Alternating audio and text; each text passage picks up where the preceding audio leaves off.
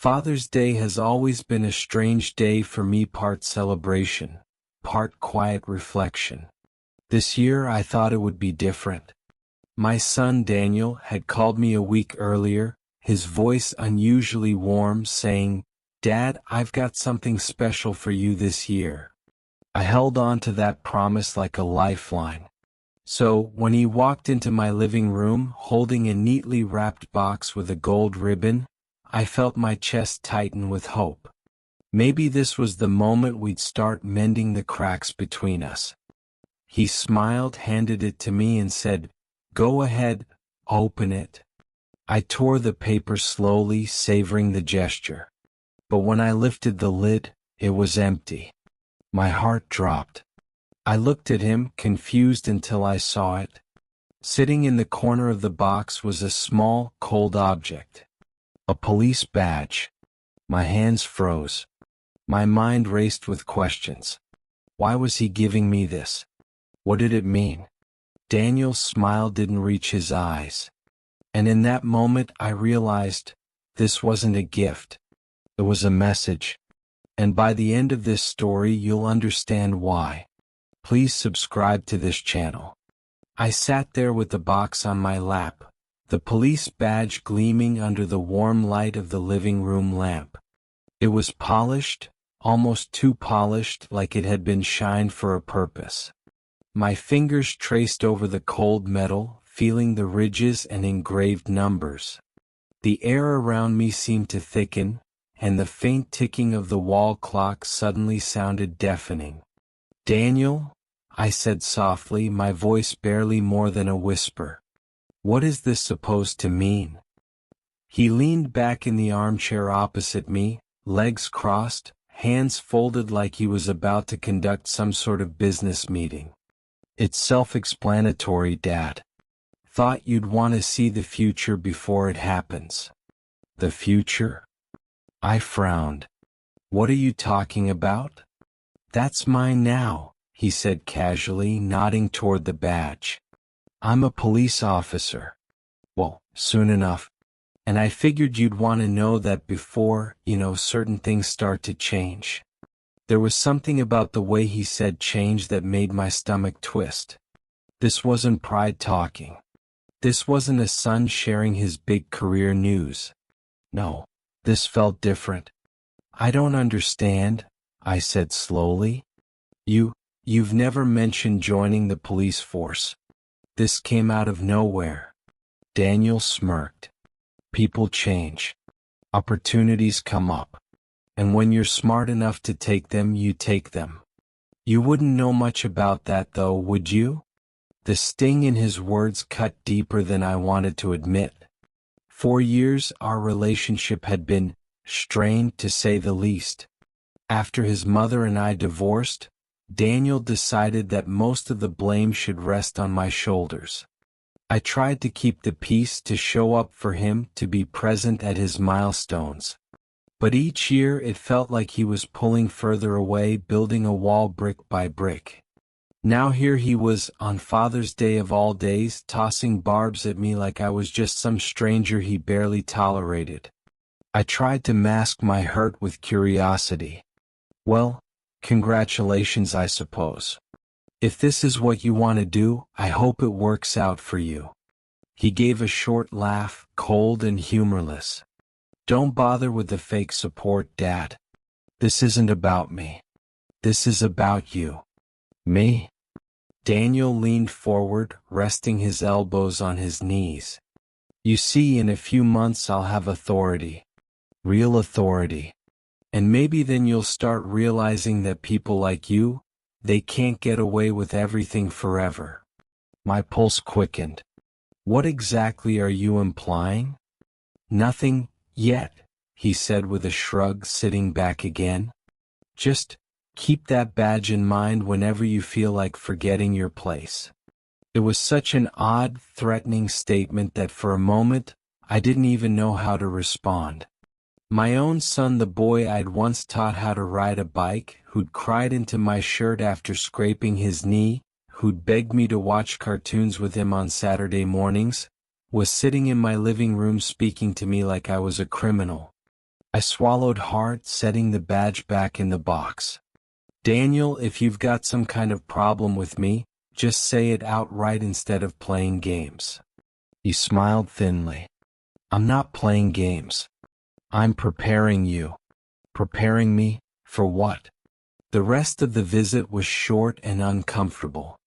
We exchanged a few more words, none of them warm. He left without so much as a hug, and I was left staring at that box on my coffee table for hours afterward. That night I couldn't sleep. My mind kept replaying his smirk, his tone, the way he said people like you. What did that even mean? Did he think I'd done something wrong? Was he planning to dig into my life now that he'd have access to whatever it was police had access to? Over the next few days I found myself on edge. Every time the phone rang, I expected it to be him. Every time I saw a police car drive past my street, I felt an odd twinge in my gut. It was ridiculous, I had nothing to hide. And yet, something about that badge made me feel exposed. A week later, I ran into my neighbor, Mrs. Turner, while taking out the trash. She gave me a curious look and said, "I saw your son the other day. Looks so handsome in that uniform." I blinked. Uniform? Yes. Police uniform. He was talking to some of the other neighbors, asking them questions, Very official. She smiled warmly, but there was something behind her eyes, a flicker of hesitation. Everything all right? Yeah, I lied. Everything's fine. But it wasn't fine. Why was Daniel talking to my neighbors? What kind of questions was he asking? By the end of that week, the air around me felt heavier. A couple of my longtime friends had suddenly stopped calling. One even canceled our weekly coffee meetup without explanation. The cashier at the grocery store, who usually chatted my ear off, barely made eye contact. It was as if something had shifted, like a quiet wave of suspicion had spread through the people around me. And then came the phone call from my sister, Ellen. "Mark," she said without preamble, "what the hell is going on between you and Daniel?" "What do you mean?" I asked, trying to keep my voice steady. "He's been telling people things about you. That you're dangerous. That you've done things in the past the police should know about." I told him he was being ridiculous, but he wouldn't back down. He said he's working on it, and that soon everyone will know the truth. I felt like the floor had just dropped out from under me. That's insane. There's nothing for anyone to know. I haven't done anything wrong. "I believe you," Ellen said quickly.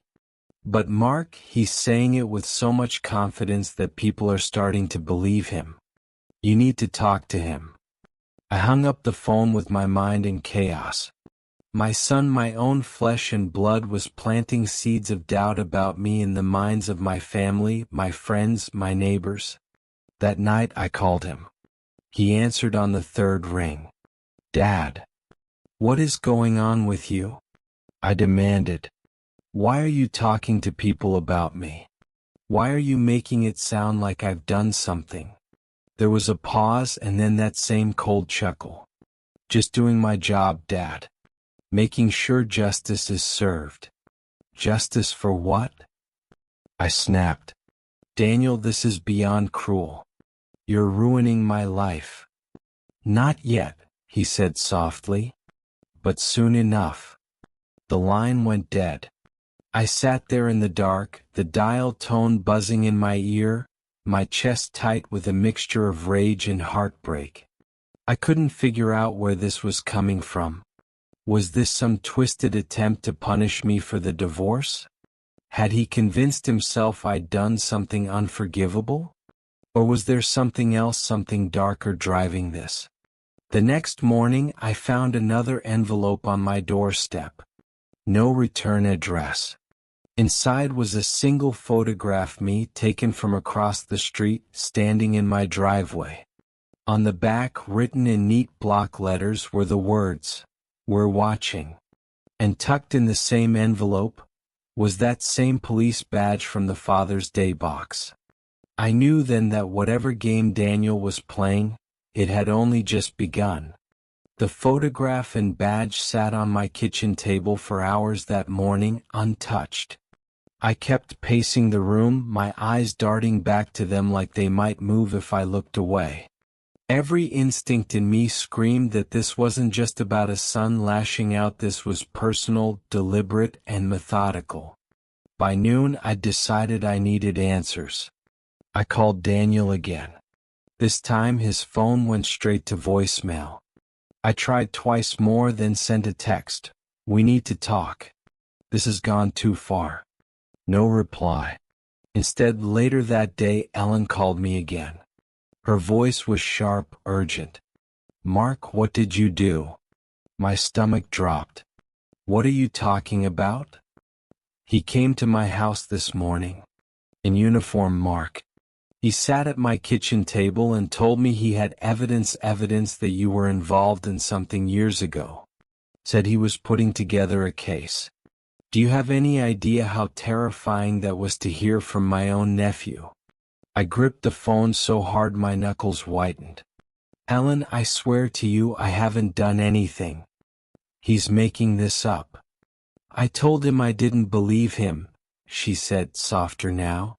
"But Mark, the way he talks, the certainty in his voice, it's making people question things. And he's talking to everyone." It was like watching a slow-moving storm on the horizon, knowing it was coming straight for me but powerless to stop it. Over the next week, I started noticing the changes everywhere.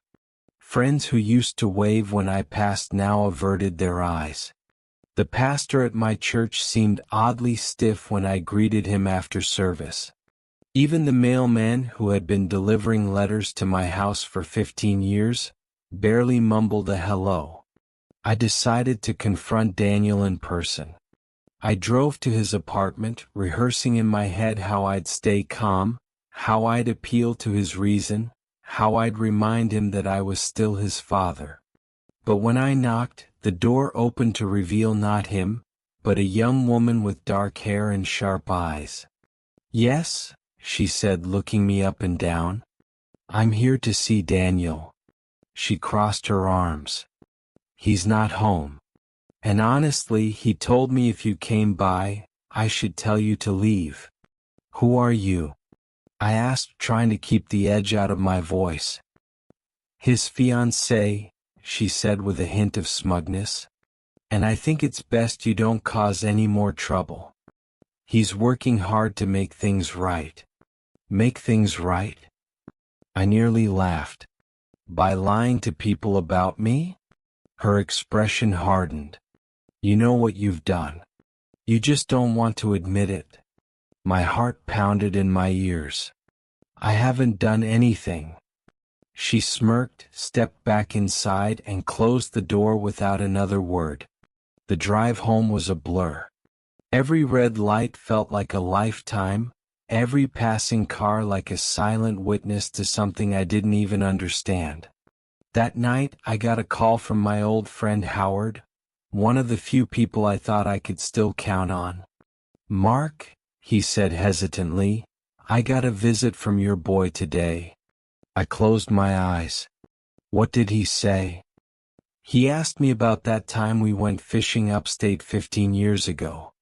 Wanted to know who else was there, what we talked about, where we stayed. I told him it was just a regular trip, but he kept pushing like he was trying to get me to admit something that never happened." My grip tightened on the phone. "Howard, listen to me, he's trying to make up a case against me. You can't believe a word he says." "I don't," Howard said. "But others might. Just watch yourself, okay?" 2 days later, I learned just how far Daniel was willing to go. I was in the grocery store picking up bread and milk, when I heard my name whispered from somewhere behind me. I turned to see 2 women from the neighborhood huddled together, their eyes darting toward me before quickly looking away. "Go on, ask him," one of them whispered. I approached, forcing a tight smile. Is there something you'd like to say to me? They froze, clearly caught off guard. The taller one finally spoke. We heard there's an investigation. About you. I felt heat rising in my face. There is no investigation. Whatever you've heard, it's a lie. They exchanged glances, clearly unconvinced. When I got home, there was another envelope on my doorstep. Inside was a typed note. Tick-tock. Truth has a way of catching up. No signature. That night, I sat alone in my living room, the only light coming from the flickering lamp in the corner.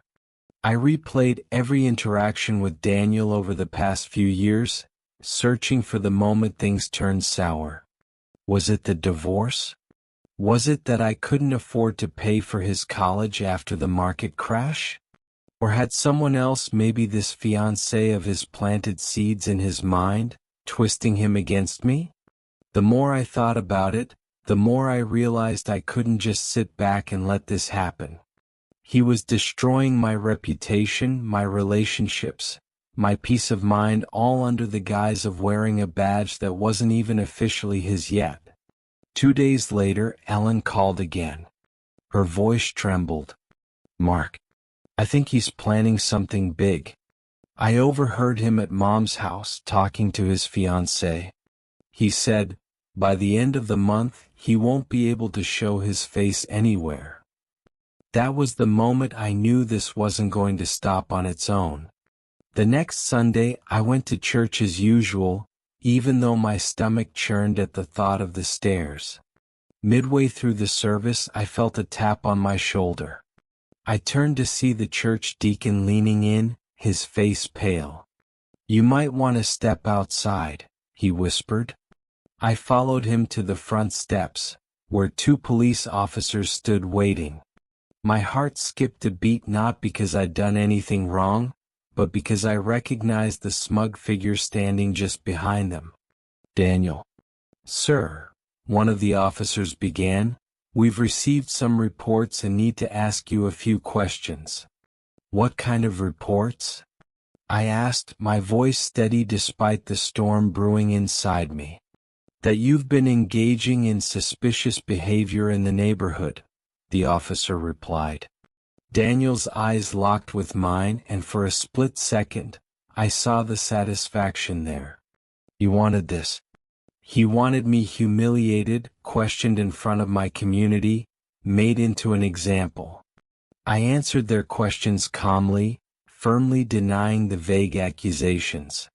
After 10 minutes, they thanked me for my time and left, but not before Daniel stepped closer and said under his breath, "This is just the beginning."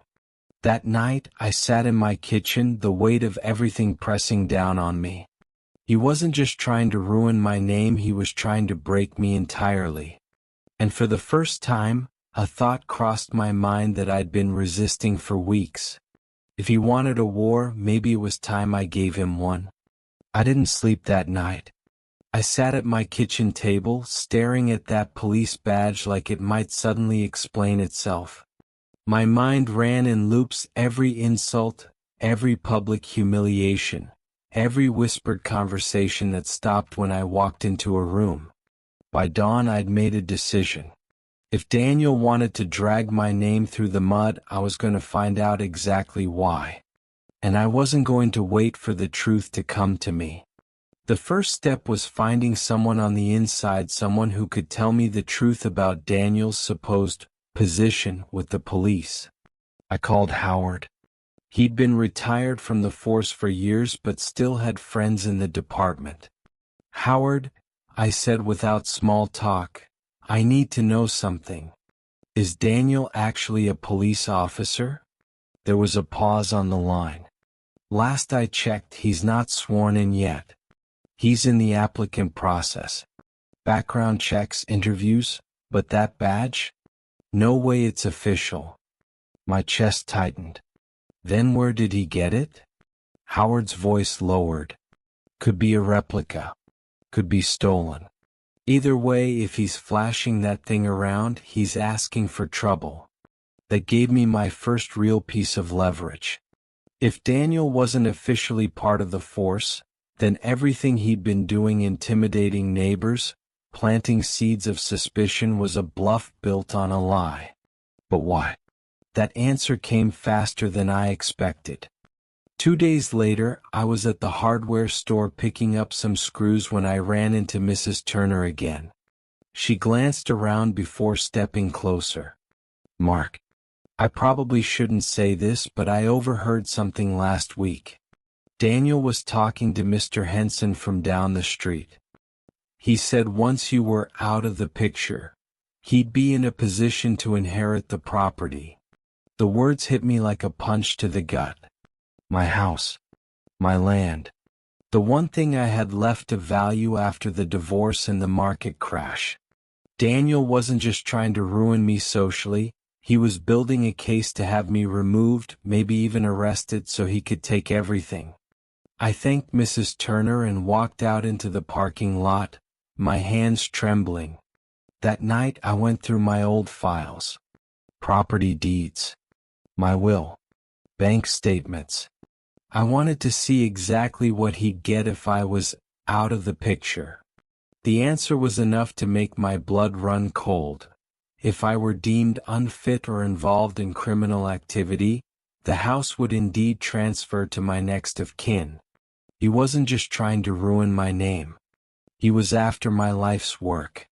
But the universe has a strange way of throwing you the very thing you need when you're desperate enough to see it. The break came in the form of an unexpected visitor. It was late afternoon when a knock sounded on my door. I opened it to find a young man in plain clothes, shifting uncomfortably. "Mr. Callahan?" he asked. "Yes. My name's Tyler.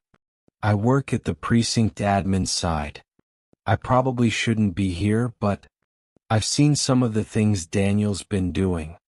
Using a badge to scare people, making claims about an investigation into you. He's not a cop. Not even close. And if the higher-ups find out, he's finished." "Why are you telling me this?" I asked cautiously. "Because I hate seeing someone abuse the system," Tyler said. "And because he's been asking around about me too. I think he's looking for dirt on anyone who might get in his way." I invited him in, and over 2 cups of coffee he laid out everything. Daniel had been using that fake badge for weeks, conducting what he called pre-investigations, basically interrogating people without authority.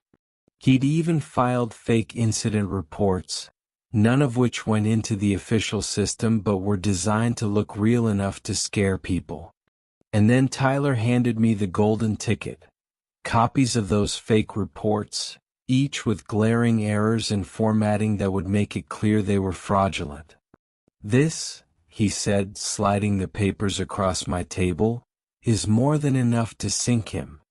My hands shook as I looked through the pages. Dates that didn't add up. Witness names that didn't exist.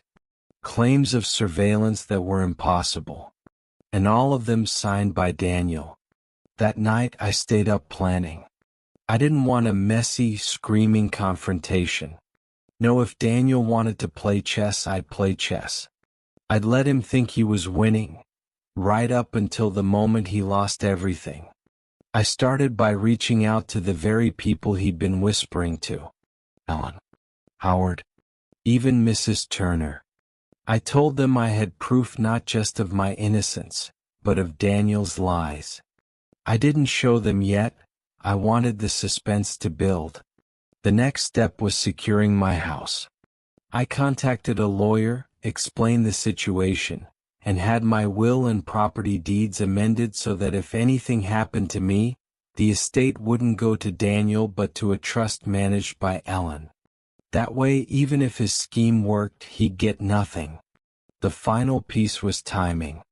Daniel had been making noise about holding a family meeting at Mom's house, his big moment to reveal the truth about me. I decided that would be the perfect stage for my move. 2 days before the meeting, I received another envelope on my doorstep. This one contained a single sentence. Enjoy your last weekend as a free man. I almost laughed. He was so sure of himself, so confident that he backed me into a corner. He had no idea the walls were about to close in on him. When the day of the meeting arrived, I walked into my mother's living room with the manila folder under my arm. The air was thick with tension. Daniel sat at the head of the table, that fake badge clipped to his belt like a crown jewel. His fiancée was beside him, smirking. Ellen sat near the end, her lips pressed in a tight line. "Thanks for coming, everyone," Daniel began, his voice carrying that smug authority he'd been practicing. "I've gathered you here because it's time we address the elephant in the room, my father's past and the danger he poses to this family." I stayed quiet, letting him ramble. He spoke about unresolved incidents, suspicious behavior, and ongoing investigations, sprinkling in just enough vagueness to make it sound serious. When he finally paused for effect, I stood up slowly. "Are you finished?" "Not quite," he said. "But if you'd like to confess now." I placed the manila folder on the table and slid it toward Ellen. "Why don't you read what's inside first?" She hesitated, then opened it. The room went silent as she began flipping through the pages, each one a fake report Daniel had written, complete with errors, false claims, and forged signatures. "What is this?" she demanded, looking at him. They're preparatory notes," Daniel stammered. "No," I said calmly, "they're evidence of you impersonating an officer, fabricating reports, and harassing people under false pretenses." Murmurs erupted around the table. Daniel's fiancée's face paled. I stepped closer, my voice low but firm. "You wanted to play cop, son. But now you're going to face real consequences. Because I've already handed copies of these to the precinct, and to a friend who works directly with internal affairs." Daniel's eyes darted around the room, the confidence draining from his face. "You can't." "Oh, I can," I said. "And I have." In that moment I saw the shift. The same people who'd been avoiding my calls, whispering behind my back, were now staring at him with suspicion at him, not me. The balance had tipped. I didn't gloat. I didn't raise my voice. I just picked up the now empty folder, tucked it under my arm, and said, "Meeting adjourned." As I walked out, I could feel his glare burning into my back. But underneath it I sensed something else, fear. And that was when I knew the game wasn't over yet. But the board was mine now. The day after the family meeting, the air felt different in my house. Not lighter, not yet, but ordered, like furniture finally pushed back into place after a long, ugly party. I brewed coffee, dialed Tyler, and told him everything that had happened. He didn't sound surprised. "They're already moving," he said. "Internal Affairs reached out last night. They need one last piece, something indisputable that shows Daniel using that badge in public. If we catch him in the act, there's no wiggle room." I stared at the gleaming kettle on my stove, watching steam curl up like a question mark. "What did you have in mind?" Tyler cleared his throat. "There's a neighborhood watch meeting tomorrow at the community center. He's been dropping hints he'll make an example of you there. If he flashes the badge, makes any claim of authority, we'll have plain clothes there. Quiet. Clean." A storm moved across my chest and settled into resolve. "Do it." I hung up and walked to the front window. The morning light slid across the old oak in my yard, catching on the carved initials from years ago, D+M, Daniel and Mark, an 8-year-old boy proud to match his father's scratchy letters. I ran my fingers along the sill to ground myself. I wasn't doing this to destroy my son. I was doing this to stop him before he destroyed me and himself and the people we both loved. I spent the day setting the rest of the pieces. I called Ellen and told her not to come to the meeting. She didn't need to be a witness to what was about to happen. I called Howard and asked him to keep his distance but be ready to give a statement about Daniel's questioning and the pressure. I walked over to Mrs. Turner's and thanked her for her courage. Then I went to a lawyer to finalize the trust documents and a letter of instruction that would be delivered to Daniel if anything ever happened to me. It wasn't melodrama, it was prudence. Revenge, if it was going to be, just had to be paired with protection. As evening sank, I opened my old cigar box in the closet and found the digital recorder I used to keep on long site inspections. I charged it, clipped it to the underside of my jacket collar and tested the audio. Check, check, I said. The microphone caught the rasp of my voice and the clink of the coffee spoon on the counter. Good. No theatrics. Facts. I slept a few hours, dreamless for the first time in weeks. The community center smelled like floor polish and old paint. Chairs had been set in a loose circle. A hand-lettered sign by the door read "Neighborhood Watch Welcome." People filed in quietly, some avoiding my eyes, others giving me small nods that felt like apologies half swallowed. I took a seat near the back, the recorder warm against my collarbone.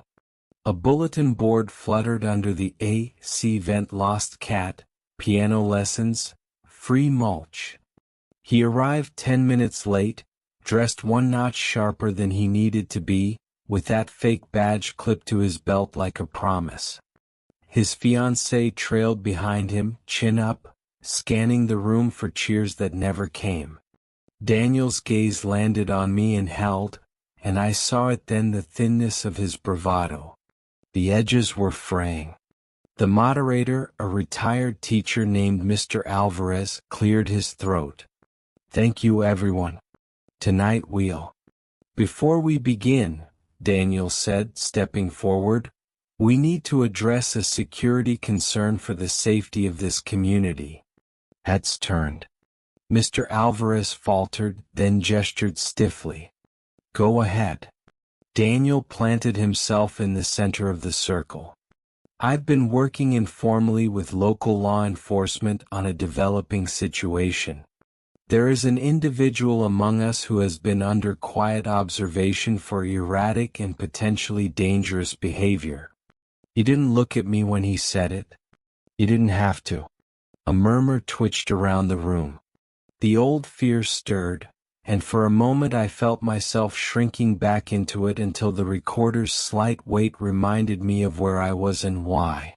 Daniel finally turned, extended an open hand toward me like a magician revealing the chosen card. "Dad, would you stand up?" I stood slowly.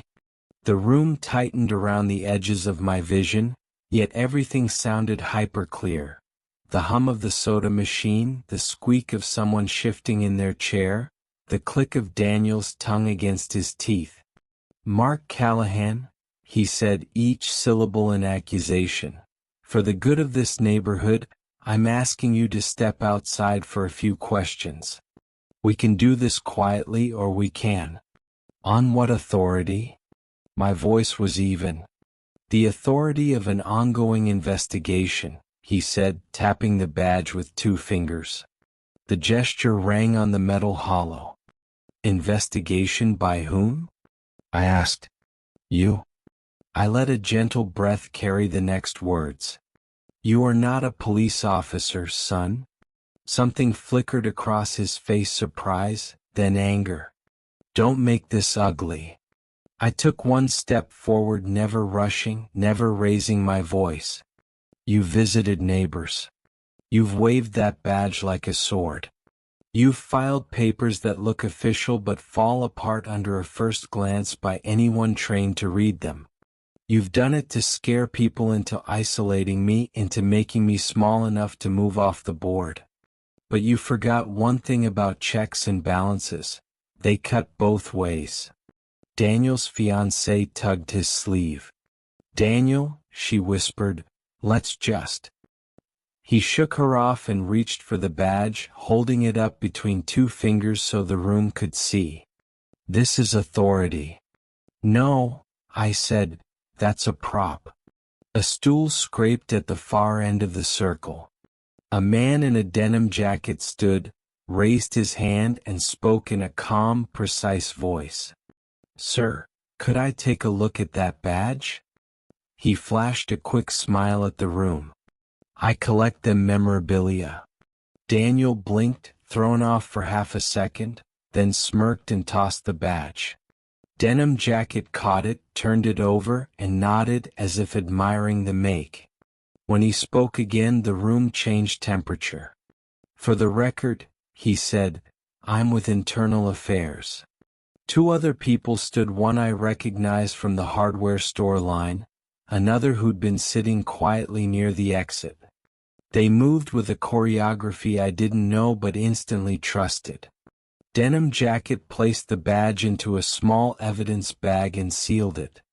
Mr. Callahan, he said to me, thank you for your patience. Then to Daniel, sir, you are not law enforcement. You are under investigation for impersonating an officer, falsifying official documents, and harassment. Please keep your hands where I can see them. The silence was so complete I could hear the rattle of a loose vent cover. Daniel's mouth opened and closed, a fish wiping at air, then he found a word he could lean on. Dad, he said, voice cracking into hysteria, tell them this was just to keep the neighborhood safe. I kept my eyes on the IA officer. My throat felt like gravel. I'll cooperate in any way you need, I said. And I'd like to submit audio of him invoking official authority in public. I tapped my collar lightly. Daniel lurched forward. You set me up, he shouted, red spreading up his neck. You're always doing this, making me the bad guy. The IA officers moved in, their professionalism quiet and unyielding. No guns drawn, no spectacle. They cuffed him not because they wanted a show, but because impersonation and fraud had consequences.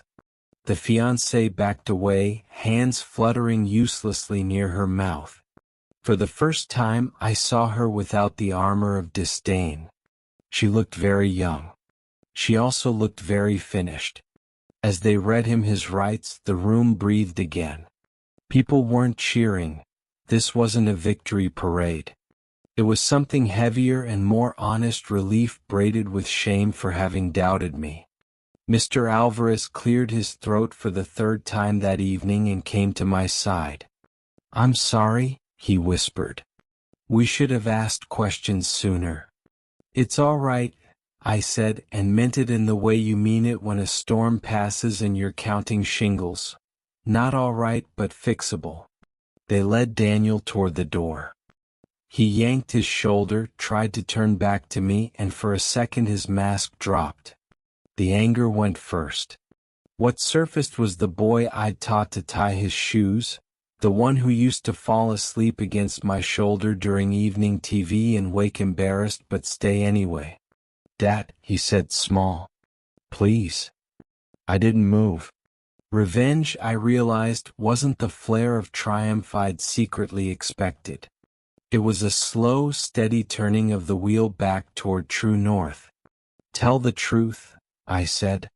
Start there. The door shut behind him with the softest click, like a lid finally settling. In the days that followed, the dominoes fell with a certain mercy.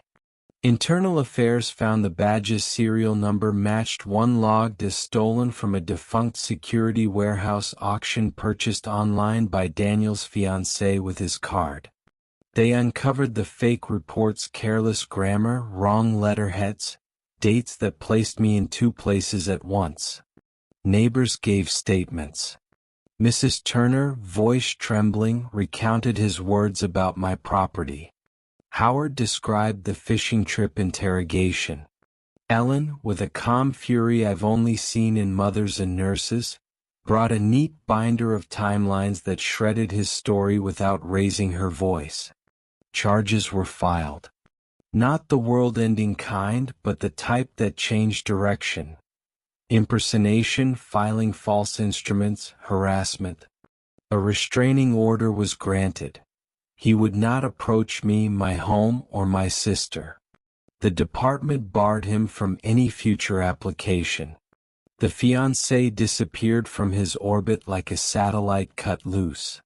On the third morning, a real police officer badge, genuine, demeanor human, knocked on my door. He handed me a letter on department letterhead acknowledging that I had been the target of false claims and thanking me for my cooperation.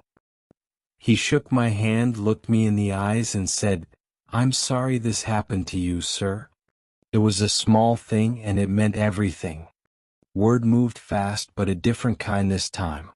At the grocery store, the cashier finally looked up and said, "Good morning, Mr. Callahan." At church, the pastor's hand rested on my shoulder longer than necessary. On my porch, a grocery bag of fresh rolls appeared with a note in Mrs. Turner's tidy script. "You were right. We were wrong. I'm sorry. I didn't celebrate. I went for long walks. I fixed the loose hinge on the back gate. I made dinner and ate at the table instead of over the sink." Each act felt like staking a small flag back into life. On a rainy afternoon, my phone buzzed with a number I didn't recognize. Against instinct, I picked up. "Dad." Daniel's voice was hoarse, thinner. I could hear the echo of tile and fluorescent light. A holding room, maybe. Or a small, rented apartment emptied of certainty. "I can't talk about the case," I said. "I know," he said quickly. "I'm not asking for that. Brett. I wanted to say, I thought if I made you small, I'd feel bigger. I thought if I broke you down, it would prove you should have done more. For college. For Mom. For me. I told myself I was protecting people, but I was just angry." Another breath, falling apart at the edges. "I don't expect you to forgive me." The old reflex rose, the one that wants to wrap your child in protection no matter how tall he is. I let it pass like a wave and spoke from somewhere truer. "Accountability isn't the enemy of love, Daniel. It's the proof of it." I paused. "Do the work. Tell the truth. Get help." "Okay," he whispered, and the call ended not with a slam, but with a muted acceptance, like a curtain lowering between acts. A week later, the neighborhood watch asked me to speak at their meeting. I went. Not to gloat, not to replay it, but to set the compass for all of us. I told them what it felt like to be whispered about in the produce aisle, how suspicion is a fog that blurs faces you used to know. I told them how easy it is to confuse confidence with truth. How a badge, real or fake, doesn't absolve us from thinking. I thanked them for listening now, even if they hadn't before. When I finished, they clapped, not loudly but steadily. Mr. Alvarez pressed a key into my palm. "It's to the storage closet," he said, smiling. "We'd like you to hold on to it. You keep things in order." I walked home under a sky finally clear of threat, the kind of blue that looks freshly painted. The oak tree in my yard moved gently, a slow applause. I put the key on the hook by the door, next to my house keys and the brass bottle opener from a forgotten summer. Justice, I learned, rarely arrives like thunder. It shows up as a series of quiet yes to the truth, to boundaries, to the slow repair of a name. And sometimes, if you're patient and stubborn enough, it comes with proof that the person you almost lost to rumor, to anger, to their own hunger might still find their way back by the only road that matters. The one that begins with, "I did this," and keeps walking toward, "I'm changing." In the weeks that followed, life slowly stitched itself back together. The whispers faded, the stares softened, and the same neighbors who once doubted me began stopping by again with small tokens: a loaf of bread, a wave from across the street, even just a genuine, "How are you?" that felt like a step toward normal. I didn't gloat and I didn't carry bitterness. What Daniel did cut deep, but holding on to that wound would only keep it open. Justice had been served not in a blaze of vengeance, but in the quiet, undeniable way truth stands when lies collapse.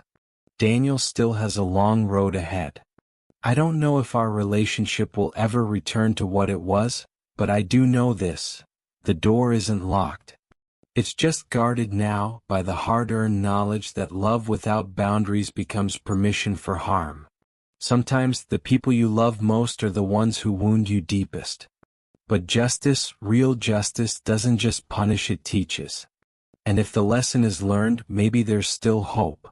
If you've stayed with me until the end, thank you for listening to my story. And please, subscribe to this channel.